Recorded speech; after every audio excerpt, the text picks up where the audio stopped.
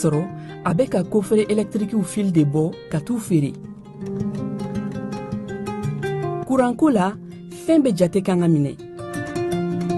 an kana kɛ Fatu ni Isa ɲɔgɔn ye. an ka kɛ i komi Mamadu. n'aw bɛ fɛ ka dingɛsen baaraw kɛ aw bɛ EDMSA ka servisiw wele walasa aw kana tiɲɛni don dugu jukɔrɔ filiw la. fasodenw aw kana ɲina ka dantɛmɛwalew kofɔ kuranko ta fan na. aw bɛ weleli kɛ 36077 la walima agence EDMSA mun ka surun aw la.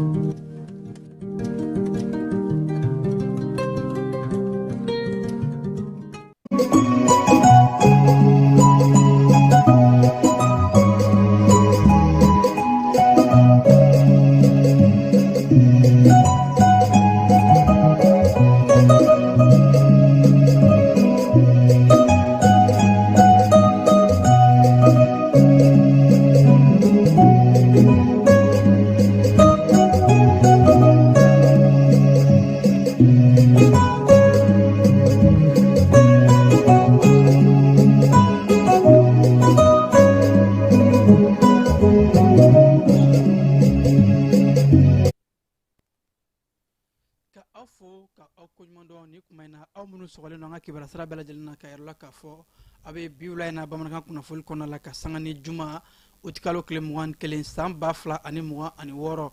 an ka kibaruya la kumaba dɔ bɛna tali kɛ finitigilakaw ka wulikajɔ la finitigilakaw ɲɛma yɛrɛ k'a fɔ ko opération dugukoloko kɔnɔna la an ka cɛfini dabɔ ye baaraba kɛ marabolo caman kɔnɔna la an bɛna ɲɛfɔli kɛ a ye o kan dossier mun bɛ yen nɔ kiriko bunakun kan n'o bɛ tali kɛ faransikaw ka maa mun kun lasagalen an fɛ yan nɔ Yann Vigile procureur général a bɔra ka ɲɛfɔli kɛ maaw ye ni sɛbɛnfura in kan ORTM jabarani o sanfɛ OCS maaw ye tɛgɛ kɛ ɲɛnamimafɛn dɔw kan ani commissaire de police min bɛ Bukasumukaw fɛ yen nɔ olu fana ye maa dɔw minɛ ni o ye binganikɛlaw ye marabolokɔnɔna kibaruyaw bɛna taa ni an ye Yorosokaw fɛ yen nɔ Yorosokaw yɛrɛ k'a fɔ k'u ka nɛgɛjuru sira ko gɛlɛlen don kosɛbɛ Kayi finitigilakaw ye dadigikɛ jugu dɔw la ka u caman faga Nigeria kɔnɔna la ko ka kibaruya kɔnɔna la ko bateau dɔ ka foroni kɛra sababu ye ka maa 50 ɲɔgɔn ka o bɔn a nin na ninnu de an donkan ye bilwada in na sɔɔni an bɛna nin bɛɛ lajɛlen ɲɛfɔ aw ye a y'aw sɔgɔ ko ɲuman.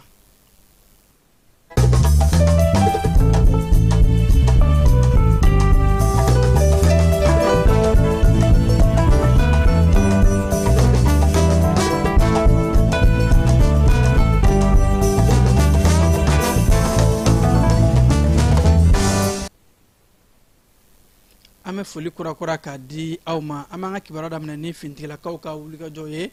an ka cɛfini tabaw ka ɲɛma ni o ye général Jean-Élisée Daw ye a ka cikan kɔnɔna la a yɛrɛ k'a fɔ ko an ka cɛfini tabaw ye wulikajɔba kɛ o ti kalo tile 18 a n'a tile 19 opération dugukoloko o kadara kɔnɔna la ko an ka sanfɛ kɛlɛcɛw ka laraweli ni sɛgɛsɛgɛliw kɛra sababu ye san marabolo kɔnɔna la yɔrɔ mun bɛ yen nɔ ni ani san ye kilomɛtiri 35 ko jugu ka daga dɔ kun bɛ yen nɔ yɔrɔ mun na n'u kun kɛn bɛ k'u ka maramafɛnw ani u ka bolifɛnw ka u dogo yen nɔ marifa ni a ɲɔngow caman ko an ka finitigilakaw ka laraweli n'u ka sɛgɛsɛgɛliw sanfɛ kɛlɛcɛw taara u ɲɛda jugu ka nin daga in kan san marabolo kɔnɔ ɲɛma yɛrɛ k'a fɔ ko u ye a visé ni ka daga in susu ka n'a kɔnɔna fɛn bɛɛ lajɛlen tiɲɛ an ka wolomasiri tabaw ka ɲɛma ka kɔrɔfɔ kɔnɔna la communiqué na yɛrɛ k'a fɔ ko o ti kalo tile 19 an ka cɛfini tabaw ka wulikajɔw fana bonyana Bajangara mara kɔnɔna la kɛrɛnkɛrɛnnenya la yɔrɔ mun bɛ n'u b'a wele ko Kilempo o lamini kɔnɔ ko an ka finitigilakaw taara juguw ka daga da sɔrɔ yen nɔ ni ka o daga fana susu ka kɔnɔnafɛnw bɛɛ lajɛlen ka a tiɲɛ maa fɛn bɛ kuma kɔnɔ o y'a bɛɛ lajɛlen faga an ka wolomasiri tabaw ka ɲɛma yɛrɛ k'a fɔ ko nin baara in bɛɛ lajɛlen kɛra ni kɛlɛ ɲɛdɔn ye wa ko Bajangara kɔnɔna la u ye Bamanca Wanjuwa kɛlɛtigilama maa 20 ɲɔgɔnw ka o faga ye k'u ka minɛn caman minɛ u la minɛn caman tiɲɛna i n'a fɔ u ka motow ani u ka maramafɛnw u tun bɛ jugujuguya walew kɛ ni minnu ye ka a bɛɛ lajɛlen ka a tiɲɛ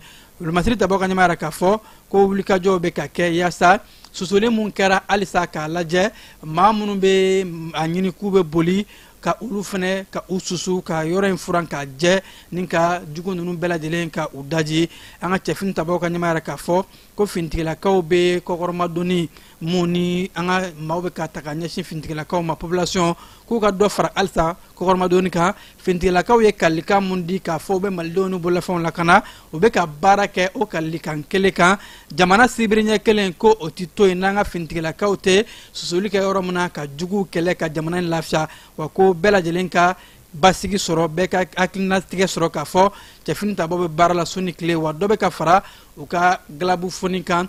u ye kalikan mun ta malidenw ye ka se ka o kalikan bɔ a sira fɛ an bɛ taa kiriko bunakun kan sɛbɛnfura mun bɛ yen nɔ ni kiri la ni bɛɛ lajɛlen ye a kuma mɛn ni tile fila in na o de bɛ tali kɛ an ka jamana ɲɛmaaw tun ye tɛgɛ da faransikaw ka maa mun kan ni o ye Yann Christian Vigile k'a lasago ka yɛrɛ k'a fɔ ko jalaki binna a kan ko a nɔ yera k'a fɔ jaso walew la ani fo ka taa se ka anw ka jangama senkɔrɔma cɛ k'a to jamana kɔkannaw la o siratigɛ la procureur général k'a bɔra ka ɲɛfɔli kɛ sɛbɛnfura fila ninnu na ko kun jumɛn de la faransikaden ale ka kow kiri kɛra ka a labila ka sɔrɔ ani maa minnu nɔ minɛna ko kelen na olu ma labila walima olu ka kiri o ma kɛ fɔlɔ ɲɛfɔli kɔnɔna la procureur général yɛrɛ k'a fɔ ORTM jabarani sanfɛ ko maa tɔ ninnu ko ka jigisigi di malidenw ma bɛɛ lajɛlen ka kiri bɛna kɛ wa ko kiri jaabi a bɛ dayɛlɛmaya malidenw ye bɛɛ lajɛlen ka faamu ko danfara mun bɛ sɛbɛnfura ninnu ɲɔgɔn cɛ o de ye faransikaden Yann Christian Vigile ale ye jalaki mun binna a kan k'a fɔ a bɛ ka maaw dɛmɛ maa mun bɛ ka kafojasow ka o labɛn ani fɛnɛ a bɛ ka baara kɛ ni bamanan walijɔ kɛlɛtigilamaw ye ka terrorisiw ka u dɛmɛ u ka baaraw la wa ko ale ka sɛbɛnfura a bɛ kiiriso min bolo o de ye tribunal min ka caw ɲɛsin bɛ